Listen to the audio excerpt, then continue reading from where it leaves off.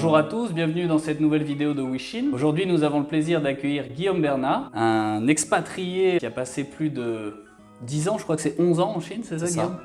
Bienvenue, merci d'avoir accepté l'interview.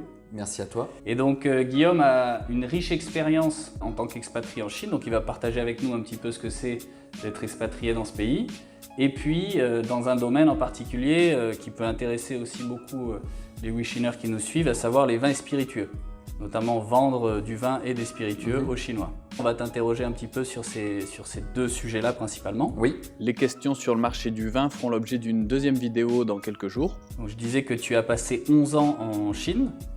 C'est long, 11 ans, à ma connaissance. Je me rappelle qu'avant de partir en Chine, les personnes, les expats que j'avais rencontrés, les anciens expats, etc., me disaient il y a deux catégories de personnes. Il y a les expats qui passent moins de 5 ans en Chine et ceux qui passent plus de 5 ans en Chine.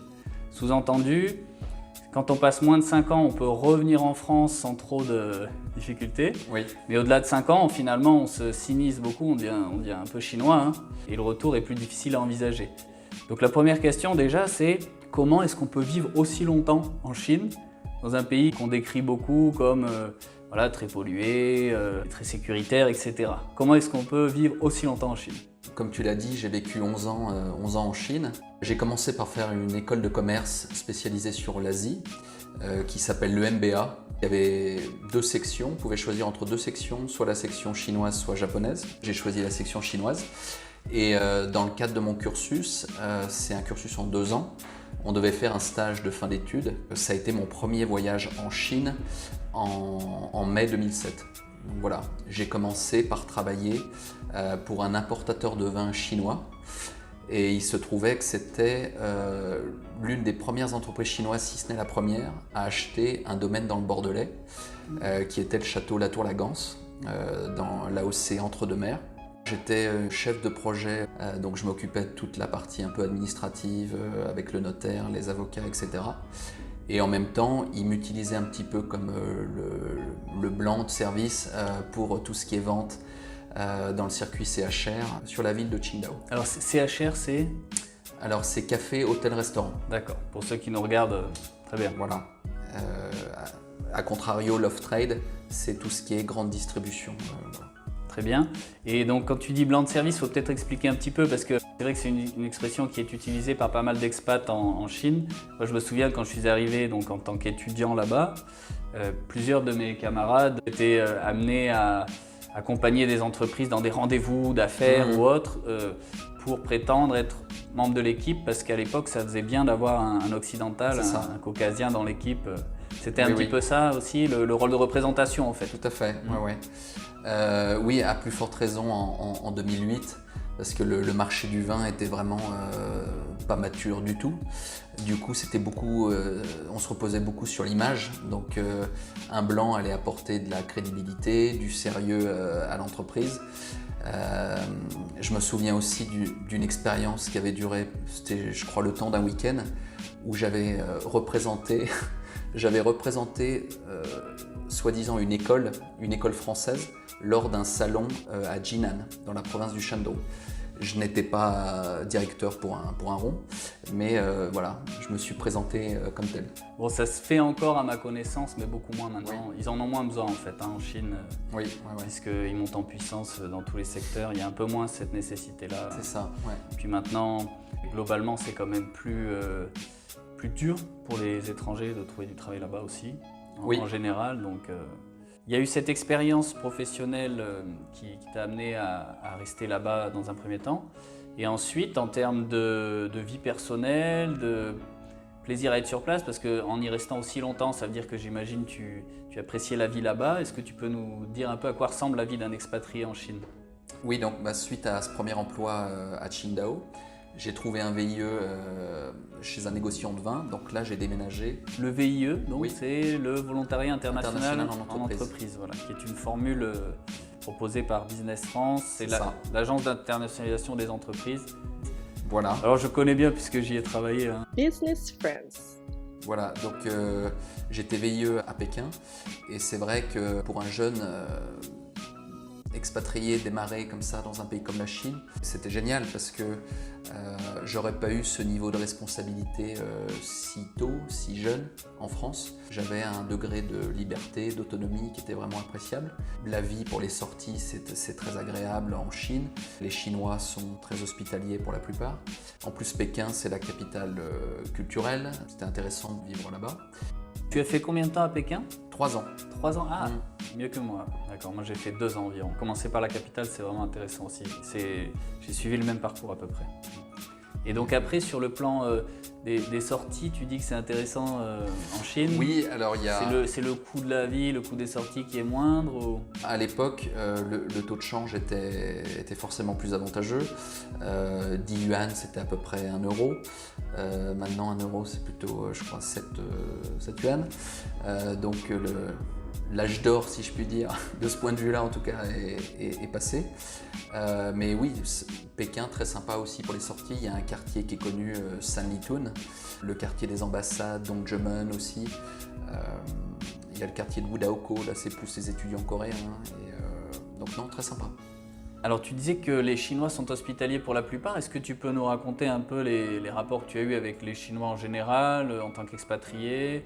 Oui, moi j'ai jamais eu de mauvaise expérience en Chine. J'ai toujours trouvé les Chinois plutôt hospitaliers, que ce soit au niveau professionnel qu'au niveau plus personnel.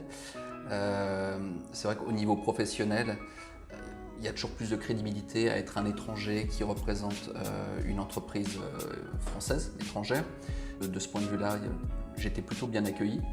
Après, d'un point de vue personnel, les Chinois sont toujours curieux. Je compte pas le nombre de fois où dans le taxi, ils me demandaient d'où est-ce que tu viens, t'es en Chine depuis combien de temps, Sarkozy, De Gaulle, Hanhao, très bien. Ouais. A contrario, par exemple, je suis allé au Japon, j'ai fait un voyage de juste 3 semaines, mais je les ai trouvés nettement plus fermés comparativement aux Chinois, qui, je trouve, sont plus ouverts, plus accessibles que d'autres peuples en Asie. Si on revient sur le coût de la vie en Chine, oui. Est-ce que tu peux nous dire un peu si on peut vivre confortablement en Chine, en ayant un travail donc dans une société française là-bas et éventuellement une société chinoise aussi? Est-ce que les salaires sont suffisants? Comment ça se passe un peu à ce niveau-là? Il y a des disparités, je dirais, entre les villes.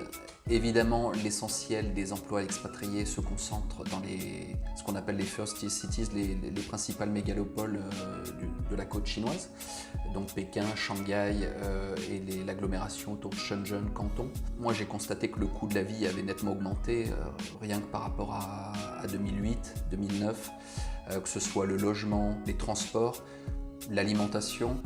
Alors, c'est vrai que pour ce qui est de l'alimentation, le transport, ça reste quand même bon marché parce qu'on a une offre qui est très large en Chine.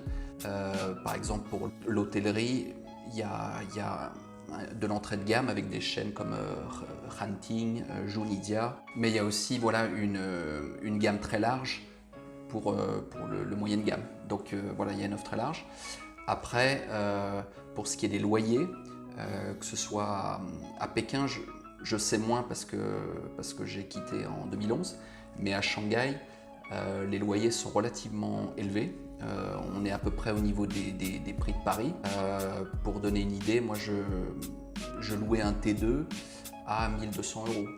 Donc c'est relativement cher. Après, logiquement, pour un expatrié, les salaires suivent. Donc ce qu'il faut savoir, c'est que par contre, il y a de moins en moins de contrats expatriés parce qu'il y a aussi beaucoup plus de demandes de la part des étrangers pour venir en Chine que par le passé. Donc de plus en plus, les étrangers sont employés en contrat local. Après, c'est des contrats locaux améliorés. On n'est pas au niveau de salaire, on n'est pas au niveau du salaire moyen chinois. Donc après, ça c'est à négocier, mais en général, un niveau de salaire pour un expatrié entre 20 000 et 30 000 yuan par mois, on vit correctement à Shanghai. Donc ça fait à peu près entre 2 500 € et 4 000 € à peu près. C'est ça, grosso modo. Ouais. D'accord. Très bien. Et souvent aussi, ce qu'il faut savoir, c'est à négocier avec l'entreprise. L'entreprise peut souvent prendre en charge le logement. En tout cas, payer une allocation logement, ça se fait assez pour les expats. En général, ils prennent aussi en charge une assurance santé. Donc ça, c'est à bien négocier. C'est important d'avoir une bonne assurance santé parce que sans assurance, ça coûte très très cher. Si vous voulez aller dans des cliniques privées à Shanghai, je pense notamment à la clinique Parkway, c'est des sommes astronomiques. Donc faites bien attention d'avoir une bonne assurance privée qui couvre et l'hospitalisation et le rapatriement et éventuellement l'évacuation vers l'hôpital le plus proche qui a les équipements qu'il faut. Alors justement, Shanghai, tu parlais du logement que tu louais là-bas. Là, c'est quand tu étais à Bureau Veritas, hein, je crois. Oui, c'est ça, ouais. Ah, ouais. Tu peux nous dire un petit peu ce que tu y faisais, parce que c'est toujours intéressant de savoir ce qu'on peut faire comme job en tant qu'expat en Chine. Donc là, j'occupais un poste de commercial. Alors c'était assez spécifique. Commercial en charge des comptes étrangers, donc des clients étrangers. Et je devais vendre de la prestation de services aux entreprises, donc service d'inspection pendant la phase de production, service de certification et de test pour tout ce qui est appareil de levage sur les terminaux portuaires. Donc c'est-à-dire toutes les grues ou autres appareils de levage qu'on retrouve sur les terminaux portuaires. Donc à moi, en fait, je contactais mes clients type, c'était par exemple tous les terminaux portuaires étrangers ou des cabinets d'ingénierie qui faisaient produire leurs grues en Chine. Et c'était à moi de les démarcher pour leur vendre de la prestation. Voilà. Bien, merci beaucoup Guillaume d'avoir partagé tout ça avec nous. Je pense que pour les gens qui s'intéressaient à la Chine, peut-être qui pensaient travailler là-bas, s'expatrier là-bas, ça va leur apporter beaucoup d'informations. Merci bien. Merci à toi. Et puis, comme toujours, n'oubliez pas de mettre un pouce bleu en bas de la vidéo et de vous abonner à la chaîne. À très vite pour la suite de l'interview dans une prochaine vidéo sur le marché du vin français en Chine.